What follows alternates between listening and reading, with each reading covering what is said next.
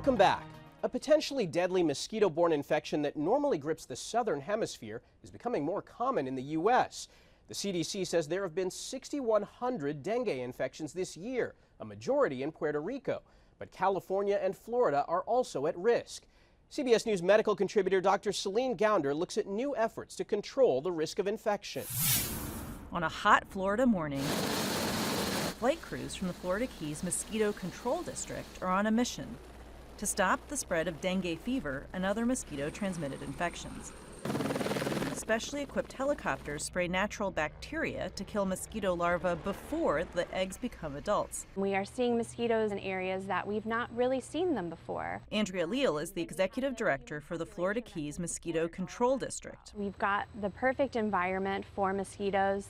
We've got the heat, we've got the humidity. And those mosquitoes can spread many infections, including some that are not native to the U.S., like dengue. Local transmission of dengue starts with someone who travels overseas and comes back with a dengue infection. Mosquitoes here in the U.S. might bite that person, get infected with dengue, and then transmit it to other people. We've seen a very large increase in travel-related cases of dengue fever especially. Leal's team is using novel methods like mosquitoes that are sterilized using gene editing, natural bacteria, or radiation in order to limit transmission. But elsewhere, Los Angeles reported its first locally transmitted cases this month, and Puerto Rico declared a public health emergency over dengue this summer. 13-year-old Benjamin Ralph lives in San Juan. He was hospitalized for dengue. Describe what the pain has felt like for you. Lost most of my energy. I can't really do anything. Most of my body hurts. His mom, Jaro, knew about the local dengue outbreak, but was still surprised when her son's pediatrician made the diagnosis. In Puerto Rico, it's a fact of life that you are going to get stung, you are going to get bitten. Back in the Florida Keys, Leal and her team are working hard, using tools old and new to protect residents and tourists. Dr. Celine Gounder, CBS News, Marathon, Florida. During this Breast Cancer Awareness Month, researchers are putting the spotlight on a painful condition called lymphedema. It's a fluid buildup that happens after surgery and radiation. Natalie Brand shows us a possible new high-tech way to detect the condition early. Hey, hi, Teresa. How are you? Teresa Lau was diagnosed with breast cancer in December 2022 and had surgery 3 months later. They found 24 lymph nodes that they had to take out. The surgery and radiation that followed led to the condition lymphedema, which causes fluid to build up, usually in the arms or legs, leading to swelling. Shoulder shrug. She saw a physical therapist to try to get the fluid moving. My arm would get sore, so even with doing the massage, compression kind of stuff, it still was not moving.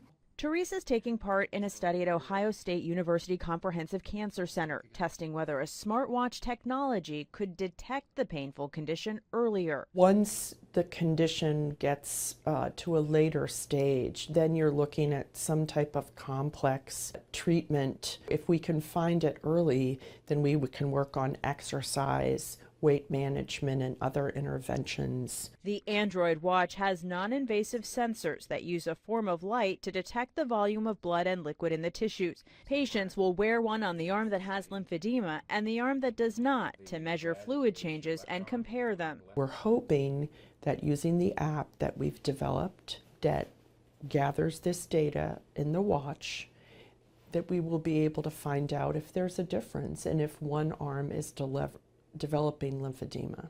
Teresa had reconstruction surgery last summer. Even though it's that C word and it's scary, as long as you keep a positive attitude, then you have a great support system, you can get through it. She's encouraged to have this study as the next part of her journey. Natalie Brand, CBS News.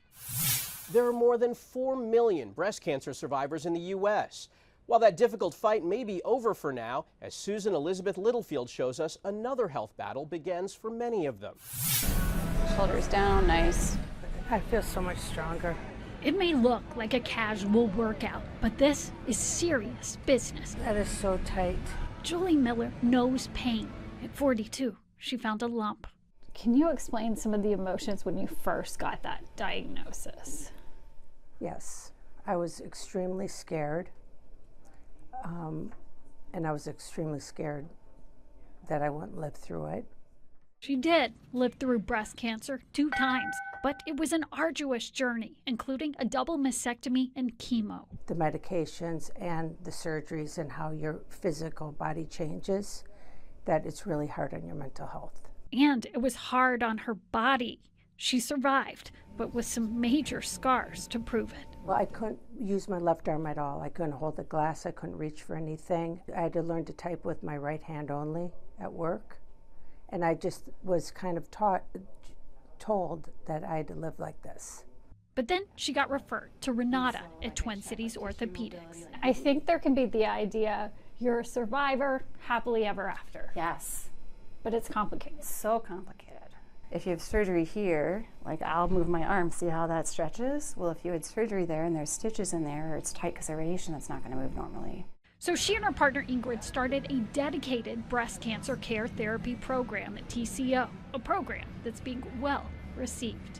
I think what we hear the most is, you just gave me hope today, because I now know that you understand what I'm going through and what my road looks like, and that someone can intervene and help us out. They sure helped Julie out. And so now I have full range of motion. And a full range of healing. So how has this program changed your mental health? Completely. Completely, 100%. Thank you. In Bloomington. You rock. Thank you. Susan Elizabeth Littlefield, CBS News. After the break, high-tech jerseys are letting deaf soccer fans get in on the action. And a woman on a mission to keep kids with autism safe at home.